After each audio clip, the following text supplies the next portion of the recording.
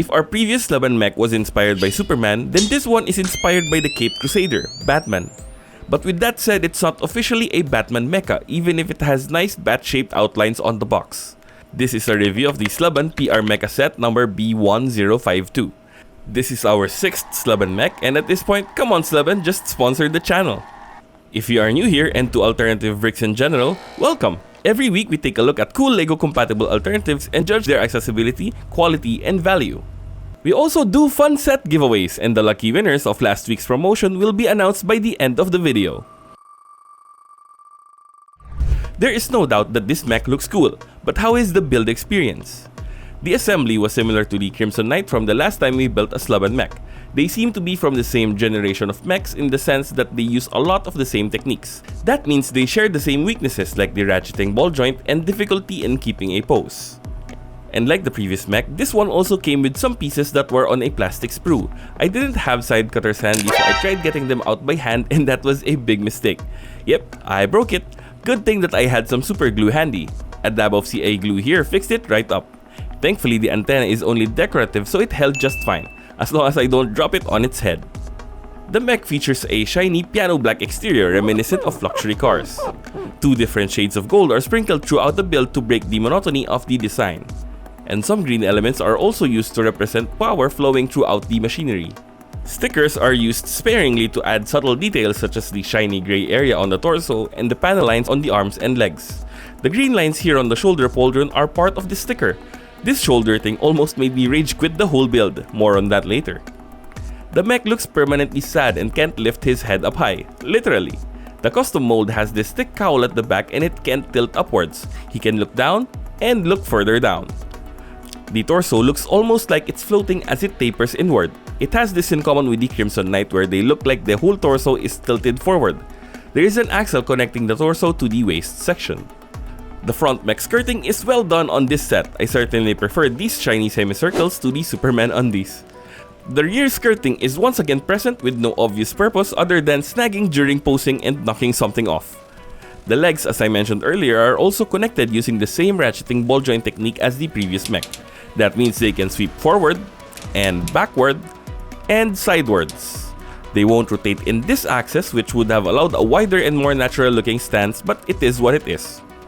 This mech would be a lot harder to pose if not for the double jointed knees and the wide articulation of the feet. The soles of the feet still slip a lot though. You already know what I'm gonna do next. Blue tack time! There we go. And since I already have the blue tack out, I added some to this joint here. Without some resistance, this axle just spins and is unable to hold any sort of weight, which is a problem because it has to hold up these awesome swords. The set came with 2 large silver blades with golden blade guards and pommels. You can pose him with the 2 swords in a variety of different positions. And when you are done with these weapons, you can store them on his legs using the bar pieces like so. They sort of look like sheath swords on a belt ready to be drawn quickly. And it won't be a Sluban mech without something heavy on its back that threatens to tip the whole thing whenever you are near it. Behold the surprisingly difficult to pose black arm jet tanks. They look like jet turbines with these gold pieces here, but the way it's posed, I think they were going for claws? The way the tiny ball joints are held here don't allow for a lot of movement, so it's a little awkward to pose. The whole backpack also frequently pops off, partly due to weight and partly due to clutch power. They stole Donkey Kong's barrel, painted it gold, and stuck it here to use as an exhaust. Let's talk about what made me almost rage quit this entire build. It's this shoulder pauldron. Let me take it apart so I can show you.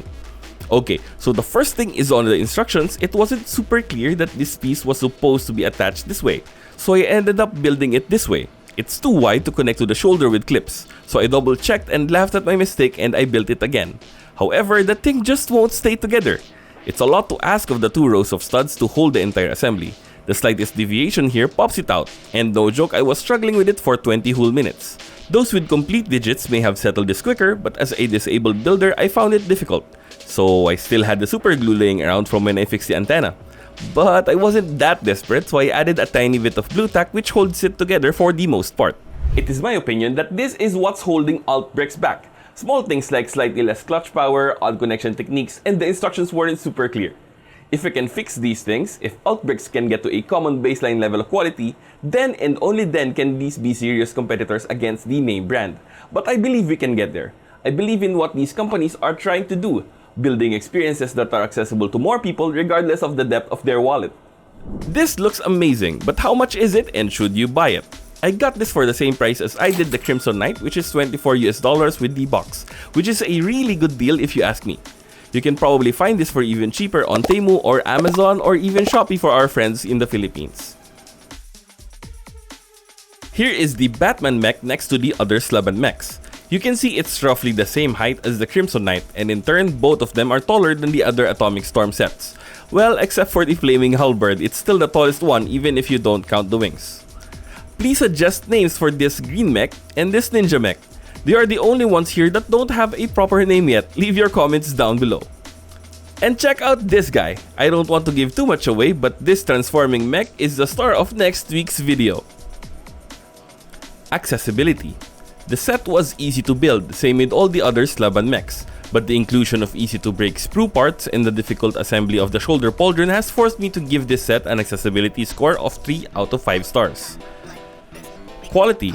It's not a real Batman mech, but I really dig the aesthetic. If the claws were wings instead of whatever these are, I think that would have been a lot better. The physical quality of the plastic was fine, but the clutch power is still inconsistent.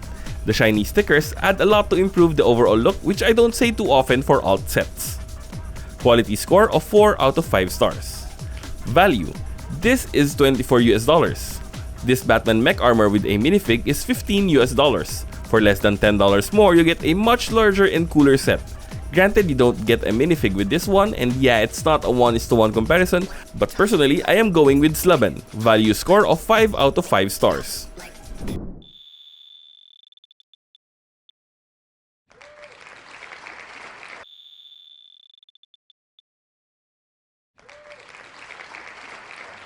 And here are the results of the JM Bricklayer giveaway. The winners have been chosen randomly by this random comment picker software. Congratulations to both of you. Please send me an email with your shipping address so we can arrange for delivery of your prize. Thank you everyone for joining. Be sure you are subscribed to this channel so you don't miss any future giveaways. I'm thinking of giving away some Altbrick sets to lucky viewers in a future live stream on this channel. Would you watch BrickScore live?